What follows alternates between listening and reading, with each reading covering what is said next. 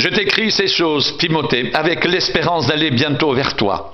Mais si je tarde, tu sauras comment il faut te conduire dans la maison de Dieu, qui est l'Église du Dieu vivant, la colonne et l'appui de la vérité, et sans contredit. Le mystère de la piété est grand. Dieu a été manifesté en chair, justifié par l'Esprit, vu des anges, prêché aux nations, cru dans le monde, élevé dans la gloire. Mais l'Esprit dit expressément que dans les derniers temps, quelques-uns abandonneront la foi pour s'attacher à des doctrines séductrices et à des doctrines de démons, par l'hypocrisie de faux docteurs, portant la marque de la flétrissure dans leur propre conscience.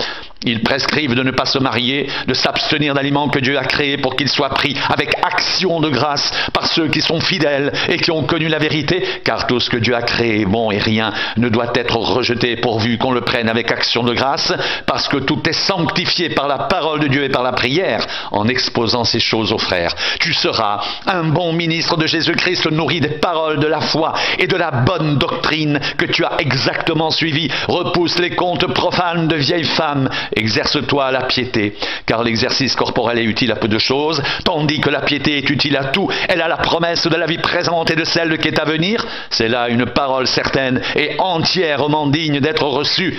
Nous travaillons en effet et nous combattons parce que nous mettons notre espérance dans le Dieu vivant qui est le sauveur de tous les hommes, surtout des croyants. Déclare ces choses et enseigne-les, que personne ne méprise ta jeunesse, mais sois un modèle pour les fidèles en parole, en conduite, en amour, en foi, en pureté, jusqu'à ce que je vienne. Applique-toi à la lecture, à l'exhortation, à l'enseignement. Ne néglige pas le don qui est en toi et qui t'a été donné par prophétie avec l'imposition des mains de l'Assemblée des anciens. Occupe-toi de ces choses, donne-toi tout entier à elles, afin que tes progrès soient évidents pour tous. Veille sur toi-même et sur ton enseignement. Persévère dans ces choses, car en agissant ainsi, tu te sauveras toi-même et tu sauveras ceux qui t'écoutent.